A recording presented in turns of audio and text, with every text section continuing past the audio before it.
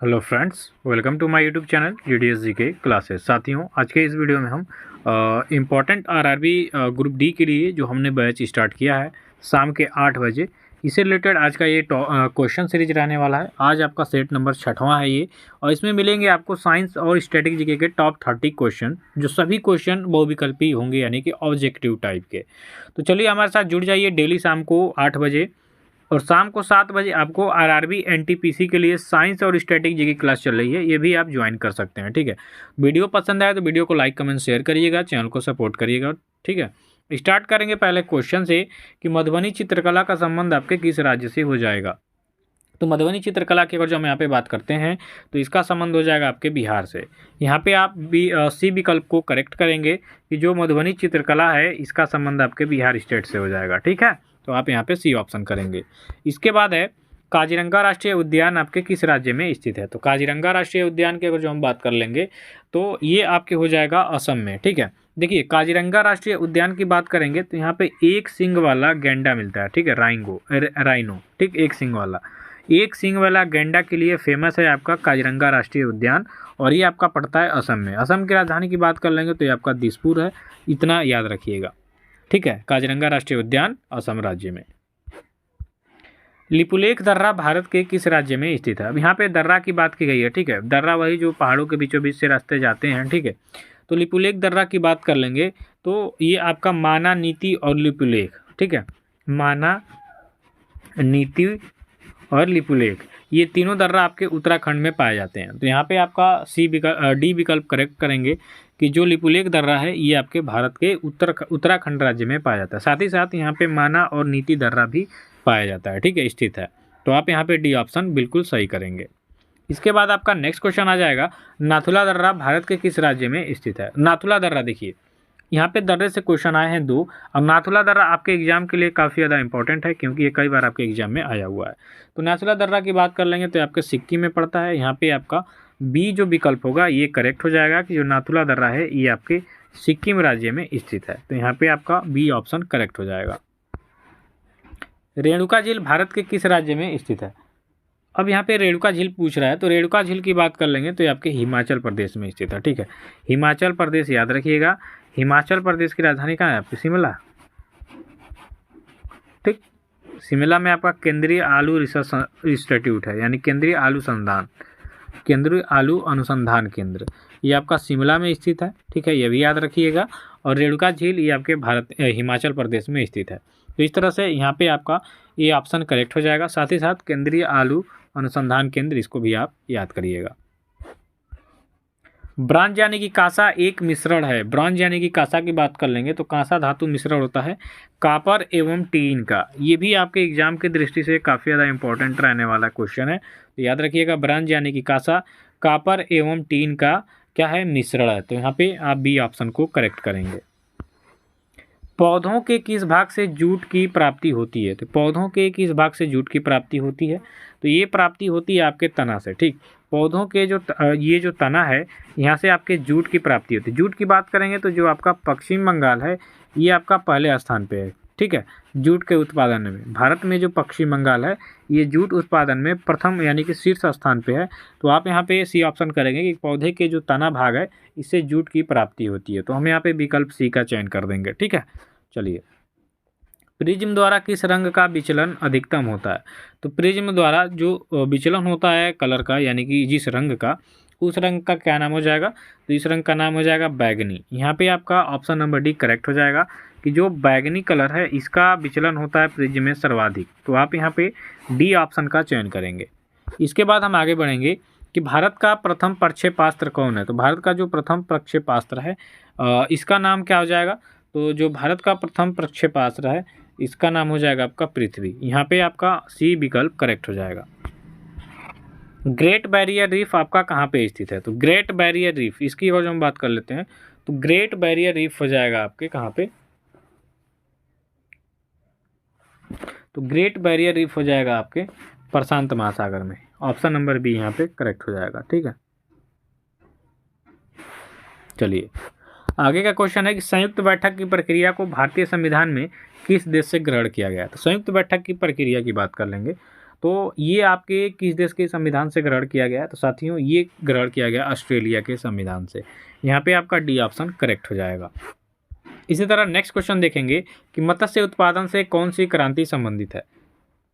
तो मत्स्य उत्पादन से संबंधित जो क्रांति हो जाएगी वो आपकी नीली क्रांति होगी। यहाँ पे आपका सी ऑप्शन बिल्कुल राइट हो जाएगा। इसके बाद है कि मानव शरीर में इन्फेक्शन रोकने के लिए कौन सा विटामिन मदद करता है? तो हमारे शरीर में जो इन्फेक्शन होता है इसको रोकने के लिए जिस विटामिन की आवश्यकता है, यानी कि जो विटामिन रोकता है, उसका नाम आपका हो जाएगा विटामिन ए। ठीक है, ये जो आपका विटामिन ए है ये क्या करता है? हमारे शरीर में जो इन्फेक्शन है इसको रोकने में मदद करता है। तो आपका यहाँ पे ऑप्शन नंबर ए करेक्ट हो जाएगा। इसके बाद है आपका निम्नलिखित में से क्या अर्धचालक है, यानी कि सेमीकंडक्टर पूछ रहा है। तो इसमें से अर्धचालक आपको बताना है, तो इसमें से जो अर्धचालक हो जाएगा आपका सिलिकॉन। तो यहाँ पे आपका ऑप्शन नंबर सी करेक्ट हो जाएगा। नेक्स्ट क्वेश्चन है कि हड़प्पा किस नदी पर स्थित है? अब हड़प्पा की बात कर लेंगे तो हड़प्पा आपके रावी नदी के किनारे पे स्थित है। यहाँ पे आपका ऑप्शन नंबर सी करेक्ट हो जाएगा कि जो हड़प्पा है साथियों ये आपके रावी नदी के किनारे पे स्थित है। 2011 की जनगणना के अनुसार भारत में सबसे कम शहरी आबादी वाला राज्य कौन है? यहाँ पे आपको बताना है कि 2011 की जब जनगणना हुई थी उसमें सबसे कम शहरी आबादी वाला राज्य कौन सा हो जाएगा? तो यहाँ पे जो हो जाएगा उसका नाम है सिक्किम। ठीक, ये आपका सबसे करेक्ट हो जाएगा इसमें विकल्प बी कि जो 2011 की जनगणना हुई थी इसमें सबसे कम शहरी आबादी वाला राज्य है आपका सिक्किम। अगला क्वेश्चन है कि पोदास नृत्य शैली किस राज्य से संबंधित है? तो पोदास नृत्य शैली की बात कर लेंगे तो पोदास नृत्य शैली आपके हो जाएगा महाराष्ट्र से। यहाँ पे आपका महाराष्ट्र करेक्ट आंसर हो जाएगा, इसका ऑप्शन नंबर ए। उसके बाद लावड़ी भी आपके महाराष्ट्र का ही एक लोक नृत्य है, याद करिएगा। ठीक है, और पोदास नृत्य शैली भी आपके महाराष्ट्र राज्य से बिलोंग करता है। तो यहाँ पे आपका विकल्प ए करेक्ट हो जाएगा। इसके बाद अगले क्वेश्चन में आप देखेंगे कि अमेरिकी राष्ट्रपति का कार्यकाल कितने वर्ष का होता है? यहाँ पे राष्ट्रपति का कार्यकाल पूछ दिया अमेरिका के, तो अमेरिका के राष्ट्रपति का कार्यकाल होता है 4 वर्ष का। ठीक, भारत की बात करेंगे तो भारत में राष्ट्रपति का कार्यकाल हो जाएगा 5 वर्ष। इसी तरह आपके 5 वर्ष ही कार्यकाल होता है आपके पीएम का। ठीक, सीएम का भी आपका 5 वर्ष का होता है, सीएम पीएम का भी 5 वर्ष का होता है, 5 वर्ष आपका राज्यपाल होता है। ठीक, इसके बाद से आपके लोकसभा के जितने सदस्य चुने जाते हैं इनका भी कार्यकाल 5 वर्ष का होता है। इसके बाद विधान सभा में जितने लोग चुने जाते हैं इनका कार्यकाल भी 5 वर्ष का होता है। इसके बाद राज्यसभा के सदस्यों का कार्यकाल होता है 6 वर्ष का, और राज्य विधान परिषद के सदस्यों का कार्यकाल होता है 6 वर्ष का। ठीक, तो ये कुछ चीज़ें हैं। ग्राम प्रधान में भी आप देखते हैं 5 वर्ष के लिए चुने जाते हैं, जिला अध्यक्ष भी 5 वर्ष के लिए, ब्लॉक प्रमुख भी आपके 5 वर्ष के लिए, नगर पालिका के सदस्य होते हैं उनको भी 5 वर्ष के लिए चुना जाता है। तो इसमें आपका करेक्ट हो जाएगा ऑप्शन नंबर डी। तो ये कुछ जानकारी थे जिनका कार्यकाल से संबंधित, तो ये भी आपका उम्मीद है कि क्लियर हो गया होगा। ठीक है, आगे बढ़ेंगे। पेनाल्टी स्ट्रोक किस खेल में प्रयुक्त होता है? तो पेनाल्टी स्ट्रोक की बात कर लेंगे तो ये आपके हॉकी खेल में इस शब्द का प्रयोग किया जाता है। देखिए, खेल और उनसे संबंधित शब्दावली भी आपके एग्जाम में पूछे जाते हैं, तो पेनाल्टी स्ट्रोक आपके हॉकी खेल से संबंधित होगा। इसके बाद है बक्सर का युद्ध कब हुआ था? तो बक्सर का युद्ध हुआ था आपके 1764 ईस्वी में। यहाँ पे बक्सर का, ठीक है, जो बिहार पड़ता है, तो बक्सर का युद्ध हुआ था आपका 1764, इसको याद रखिएगा।